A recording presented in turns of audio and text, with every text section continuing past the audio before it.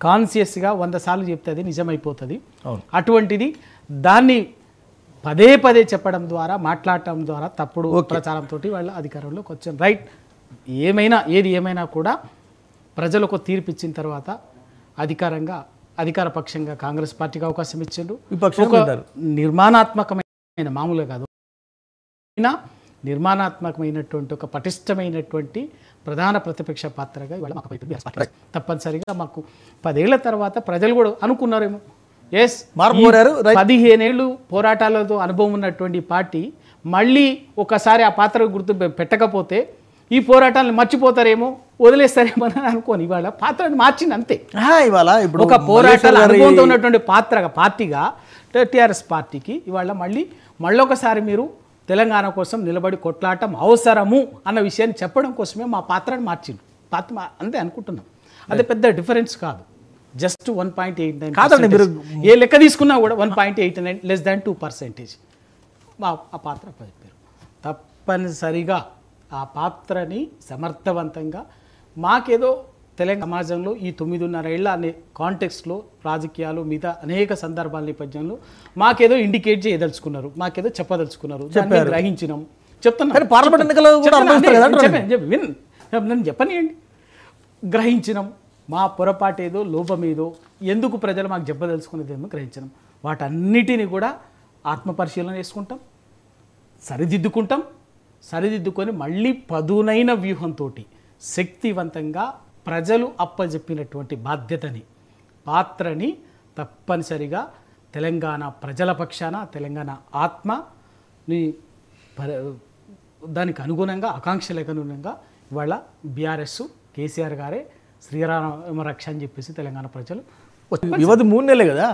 అందుకే గతంలో 89 సీట్లు గెలిచినా కూడా ఎన్ని పార్లమెంట్ గెలిచారండి? ఆ రోజు ఇప్పుడు ఇందాక మిత్రుడు చెప్పినట్టుగా వాళ్ళ పొరపాట్లు ఎట్లున్నాయో అప్పుడు ఆ రోజు కూడా మాది కూడా ఉన్నటువంటిది. ఆ రోజు ఉన్నటువంటి పరిస్థితుల్లో ఉదాహరణ చెప్తాను. భువనగిరి పార్లమెంట్ ఉన్నది, ఓన్లీ 5,000 ఓట్లతో ఓడిపోయింది బీఆర్ఎస్. భువనగిరి పార్లమెంట్ ఓన్లీ 5,000తో ఓడిపోయింది. అట్లా అన్ని నేను మళ్ళీ ఎందుకంటే మళ్ళీ ప్రతిదీ ఒక్కొక్క దానికి కారణం ఉంటుంది. అయినప్పటికీ కూడా 9 సీట్లు మెజార్టీ సీట్లు మేమే గెలిచినాం. ఇవాళ కూడా తెలంగాణలో ఖచ్చితంగా వీటన్నిటిని ఈ పరిస్థితుల్ని ప్రజలు ఇవన్నీ ఉన్నటువంటి పరిస్థితుల్ని సవరించుకొని సరిదిద్దుకొని పదునైన వ్యూహంతో బరాబర్ పార్లమెంట్ ఎన్నికల్లో మళ్ళొక్కసారి చెప్తాను చెప్పి ఇవాళ తెలంగాణలో 12 సీట్లు 2014 ఏవైతే ఎంతైతే సంఖ్య గెలిచిందో 12 సీట్లు బరాబర్గా గెలవబోతున్నాం. మీరు చూస్తారు కదా గెలవబోతున్నాం. ఎందుకంటే అదే సమయంలో ఇవాళ పార్టీ అధ్యక్షుడు కేసీఆర్ గారు దానికి సంబంధించినటువంటి నిర్ణయం తీసుకుంటారు. మహారాష్ట్రలో ఇంకా మిగతా ఇంకెక్కడ కూడా పోటీ, మహారాష్ట్రంలో కూడా దాదాపు 20 లక్షల సభ్యత్వం ఉంటుంది. ఇప్పటికే అక్కడ సర్పంచ్ ఎన్నికల్లో కానీ, స్థానిక సంస్థలు కానీ, సహకార ఎన్నికల్లో కానీ ఇంత మేము ఆల్రెడీ గెలుపుని కూడా ఇవాళ చూస్తున్నాం. దానికి సంబంధించినట్టు ఉంటుంది.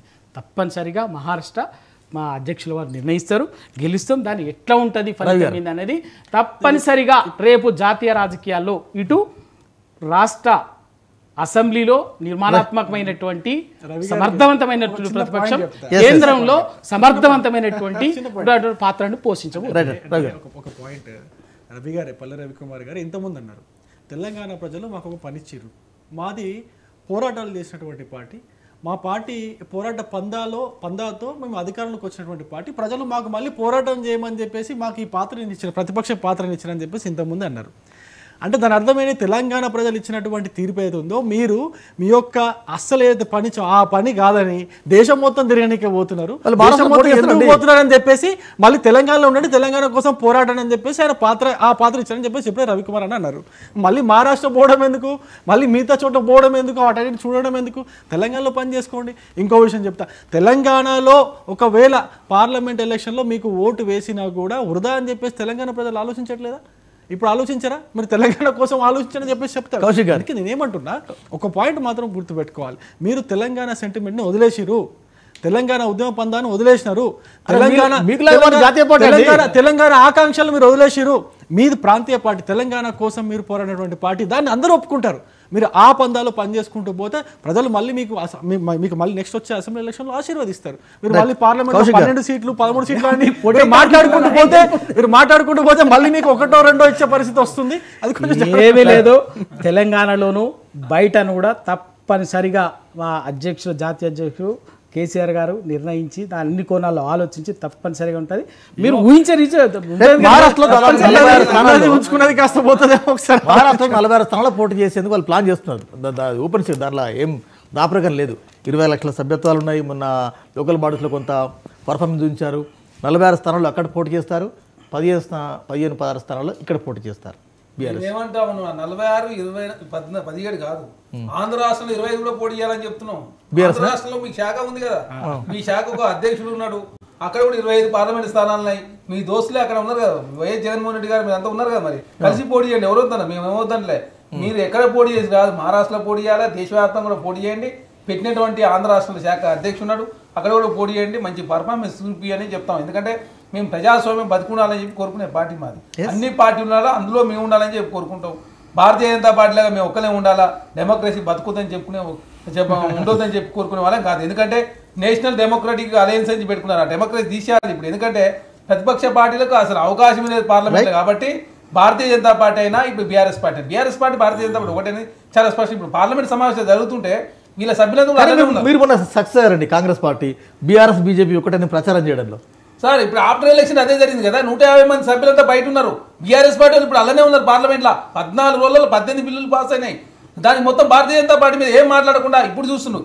ఈనాడే సనాతన ధర్మం గుర్తొచ్చింది కవిత గారికి. ఇన్ని రోజులు మరి సనాతన ధర్మం ఎడిపోయిందో, హిందూ ధర్మం ఎడిపోయిందో, డెమోక్రాట్ డిఎంకే వాళ్ళని వారే ఆహ్వానించి టీఆర్ఎస్ పార్టీ మారినప్పుడు స్టాలిన్ గారు వారే ఆహ్వానించి మరి అది మర్చిపోయి ఇప్పుడు సనాతన గురించి మాట్లాడుతుందంటే ఎన్డీఏ ఎక్కడ రద్దు చేస్తుందో లేకపోతే బీఆర్ఎస్ పార్టీ అనేది 100% సెక్యులర్ పార్టీ.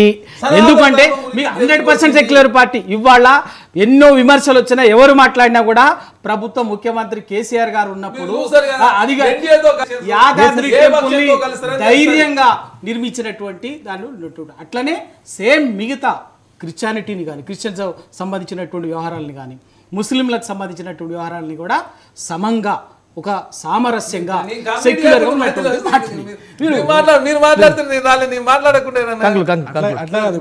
చరణ్ కౌశిక్ గారు తబ్లీగీ జమాత్ గురించి కూడా మాట్లాడండి ఒకసారి. అయితే ఇప్పుడు ఆవిడ రామాలయం గురించి మాట్లాడుతున్నారు చేస్తే తబ్లీగీ జమాత్ గురించి నిషేధించున్నారు కదా,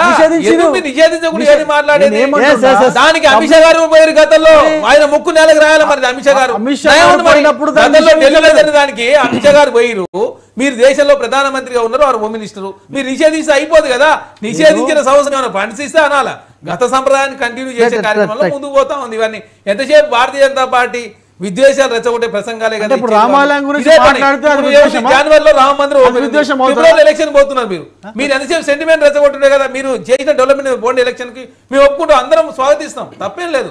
కానీ ప్రజాస్వామ్యం ఉండదని కోరుకుంటుంది కదా భారతీయ జనతా పార్టీ. రైట్. ఎవరి లెక్కలు ఎవరి వ్యూహాలు పారుకుంటే మల్లేశ్వర్ గారు ఇవాళ అంటే తాజాగా ఏంటంటే మహారాష్ట్రలో కూడా బీఆర్ఎస్ పోటీ చేయబోతుంది.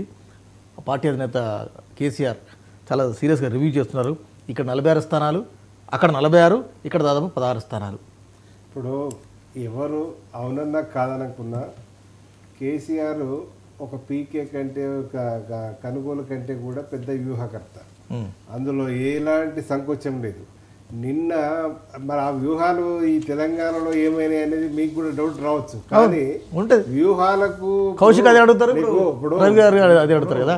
ఇప్పుడు వ్యూహము రచించడము బాగానే ఉన్నది, కానీ ఓట్ ట్రాన్స్ఫర్ ఏ రకంగా అవుతుందా లేదా అనే దాంట్లో వాళ్ళకు మీ కింది స్థాయి ఎమ్మెల్యే స్థాయి వాళ్ళని నమ్మడం వల్ల ఈరోజు కొంత వాళ్ళ పనితీరును పసిగట్టకపోవడం వల్ల అది జరిగినటువంటి పరిణామాలను మనం చూస్తూ ఉన్నాం. అయితే ఏదేమైనప్పటికీ కూడా మా కౌశిక్ సోదరుడు చెప్పిండు, ఏది ఆంధ్రలో కూడా పోటీ చేస్తే మేము బాగానే ఉంటుంది.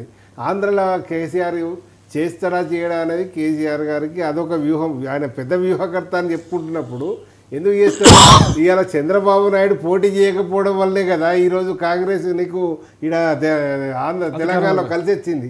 అదే పద్ధతిలో రేపు శత్రు మిత్రుడు అన్నట్టు రేపు అవకాశం ఉంటే చేయాలన్న వద్ద అనేది డిసైడ్ అది డెఫినెట్గా అది మూవ్ అవుతారు.